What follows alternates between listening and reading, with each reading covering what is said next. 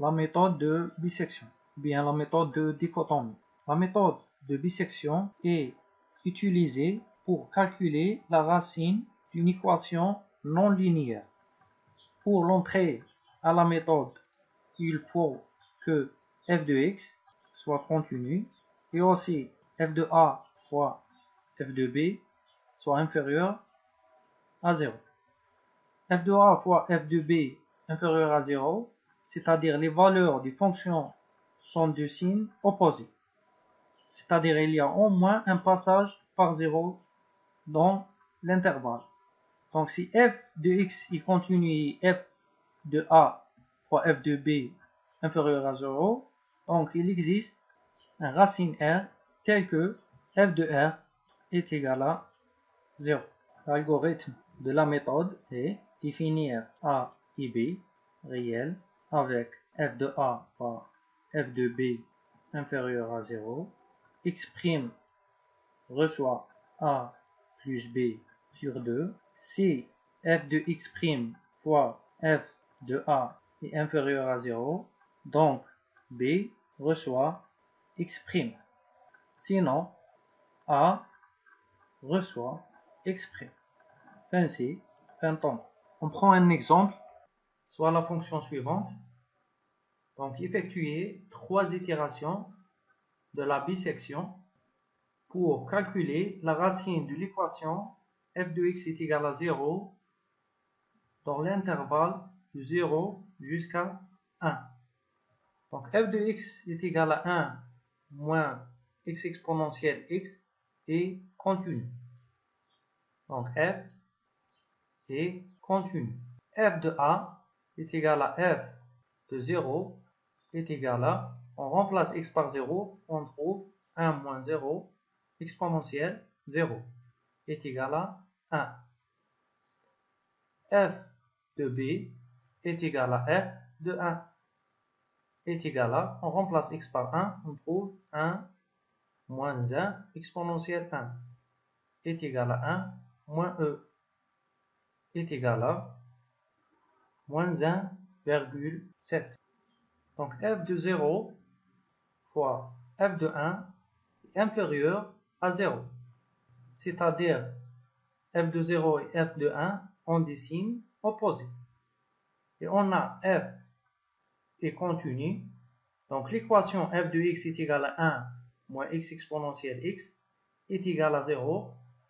Admet au moins une racine dans l'intervalle 0 jusqu'à 1. Pour la première itération, on prend a1 est égal à 0 et b1 est égal à 1. Donc le point médian R1 est égal à A1 plus B1 sur 2 est égal à 0 plus 1 sur 2 est égal à 0,5.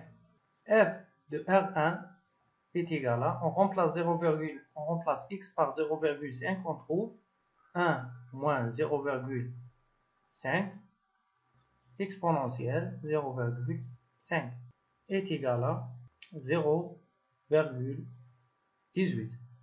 Puisque f de R1 est positif, donc on remplace A1 est égal à 0 par R1, c'est-à-dire par 0,5 pour la prochaine itération, pour s'assurer que f de A fois f de B ont des signes opposés. Alors pour la deuxième itération, on prend A2 est égal à R1, c'est-à-dire est égal à 0,5. B2 reste égal à B1, c'est-à-dire est égal à 1. Donc le point médian R2 est égal à A2 plus B2 sur 2, c'est-à-dire est égal à 0,5 plus 1 sur 2 est égal à 0,75. Donc f de A2 est égal à f de 0,5. Donc on remplace x par 0,5, on trouve f de 0,5 est égal à 0,18. f de B2 est égal à f de 1. on remplace x par 1, on trouve moins 1,7. f de R2 est égal à f de 0,75. On remplace x par 0,75, on trouve moins 0,59.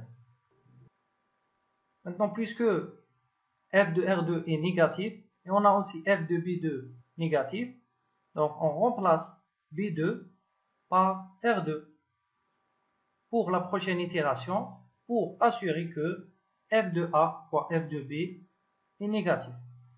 Donc, pour la troisième itération, A3 est égal à A2 est égal à 0,5, B3 est égal à R2 est égal à 0,75.